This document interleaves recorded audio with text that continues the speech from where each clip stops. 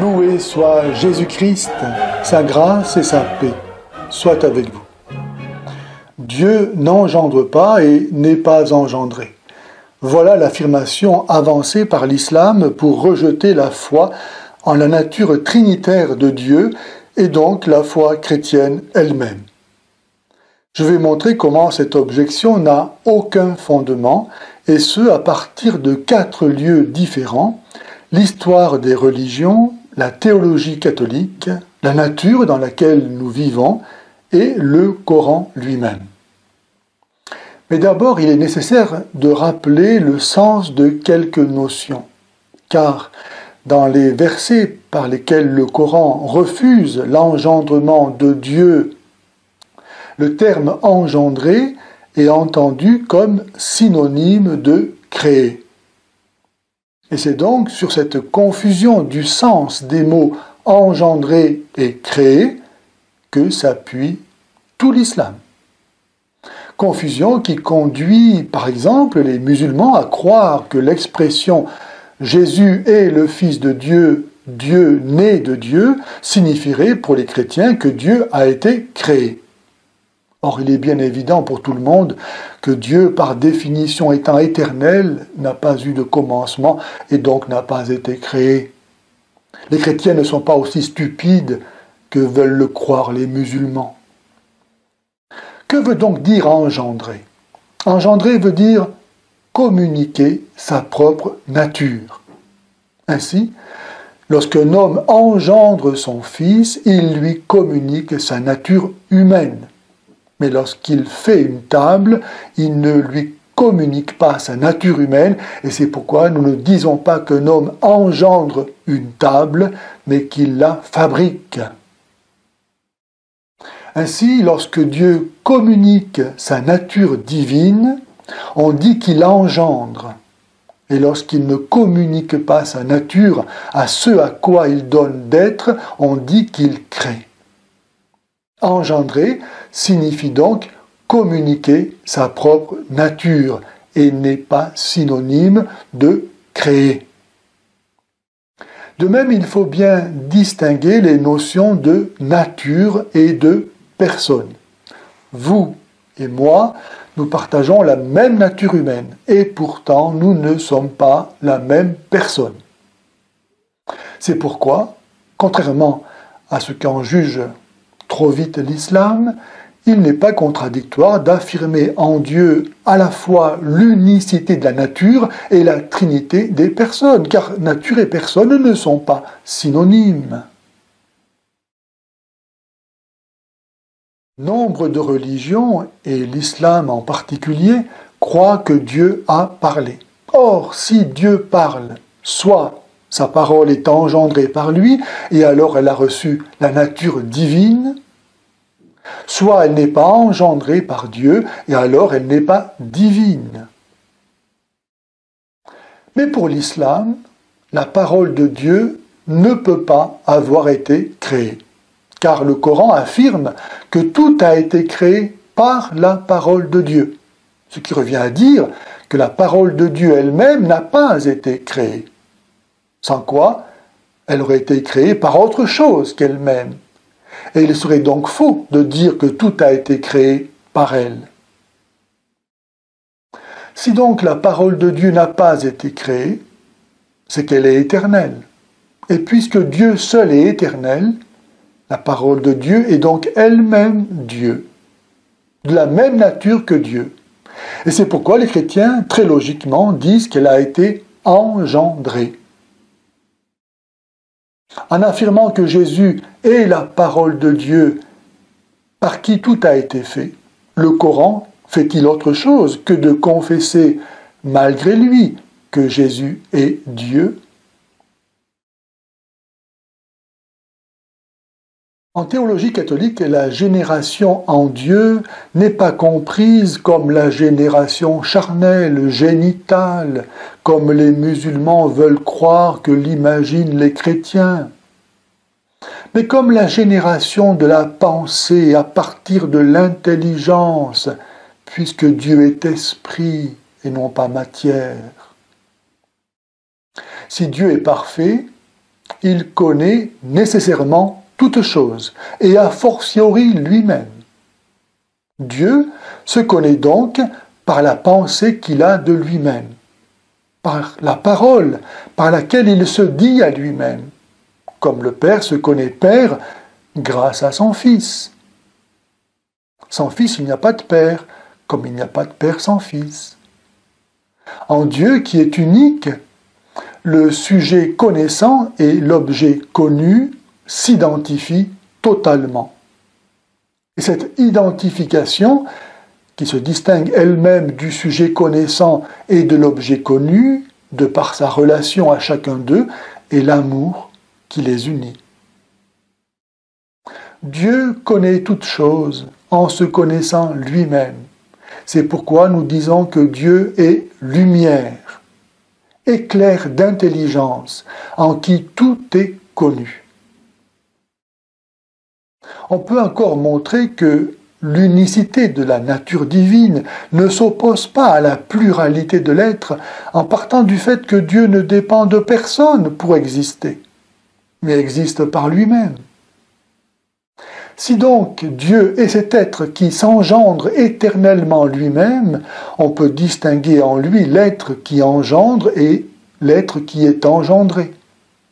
C'est le même, mais on voit bien que dans le mouvement par lequel il advient à lui-même, il y a la place entre l'engendrant et l'engendré, le Père et le Fils, et l'engendrement par lequel le Père engendre le Fils et par lequel le Fils est engendré du Père.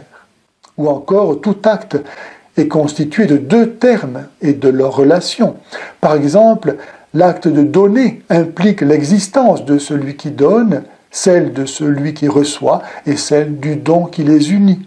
En tant que Dieu est acte pur d'exister, Dieu est lui aussi de nature trinitaire. Et c'est justement parce qu'il est de nature trinitaire que sa création est elle aussi à son image de nature trinitaire.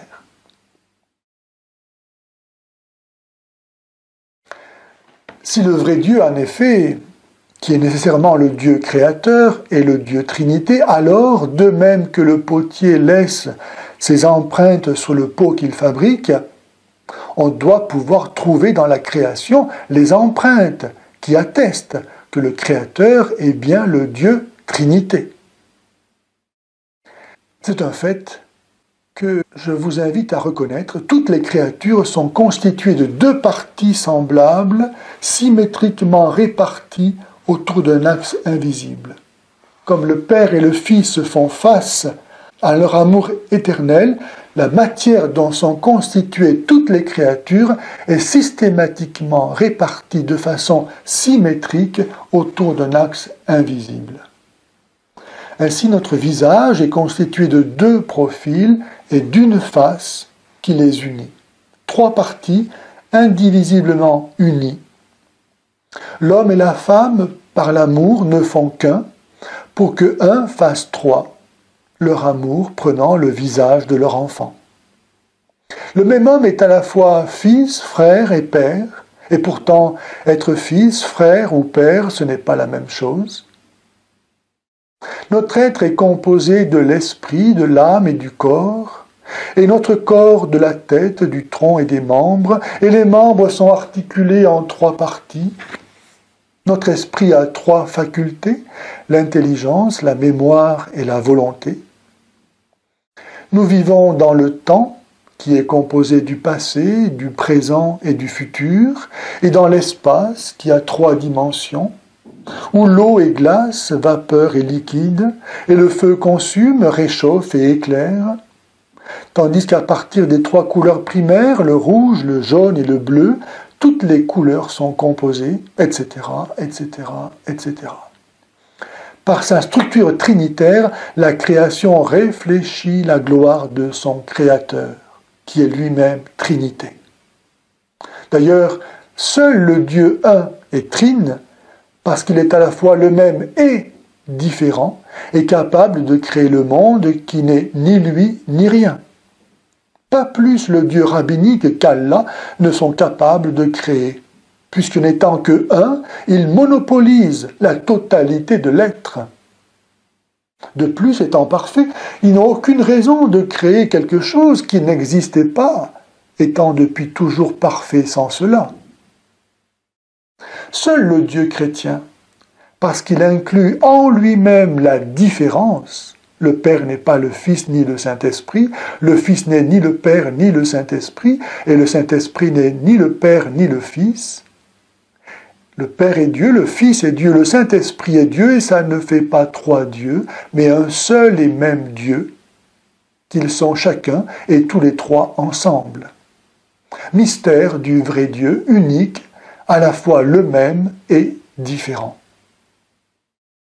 Seul le Dieu chrétien, parce qu'il est à la fois le même et différent, a de quoi produire quelque chose de différent de lui. Le Coran lui-même confesse la nécessaire nature trinitaire de Dieu. Ainsi, en Coran 9:30, nous lisons « Les chrétiens ont dit « Le Messie est fils de Dieu, qu'Allah anéantisse les chrétiens ». Qui parle ici? Qui dit qu'Allah anéantisse les chrétiens? Si c'est Allah, le fait qu'il soit un ne l'empêche donc pas de parler de lui-même comme d'un autre. Et ainsi, le Coran reconnaît que Dieu est doué de réflexivité, de relation avec lui-même.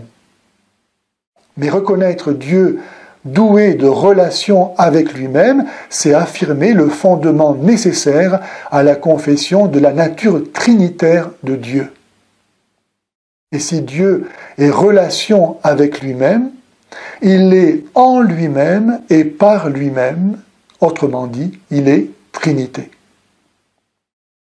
Plus loin, le Coran, en sourate 24, verset 35, Allah est comparé à une lumière venant d'une lampe dont l'huile provient d'un arbre béni. Je passe sur l'interdiction de faire des images en islam, que Allah fait lui-même, pour remarquer que sans l'olivier et sans son huile, la lampe ne donne pas de lumière. Autrement dit, le Coran est obligé de reconnaître qu'Allah ne peut pas être seulement unique, mais que son être doit être trinitaire. La lampe a besoin d'un olivier et de son huile pour être lumière. Je termine en annonçant donc cette bonne nouvelle aux musulmans. Les chrétiens croient au Dieu unique.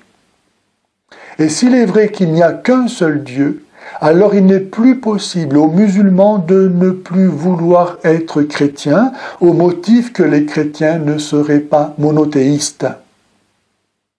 Il y va non seulement de leur salut, de reconnaître cela, mais encore et d'abord de la gloire de Dieu, qui nous veut tous un, comme il est un, et de la paix du monde. Celui qui désormais, refusant de croire à ce que ses oreilles viennent d'entendre, continuera à croire que les chrétiens ne sont pas monothéistes parce qu'ils croient au Dieu Trinité, et refusera de se convertir à cause de cela, qu'il sache qu'il se condamne lui-même. Loué soit l'unique et vrai Dieu, qui a daigné se faire connaître à nous par sa parole incarnée, le Messie, que son esprit seul peut nous faire connaître et accueillir. Sa grâce soit avec vous.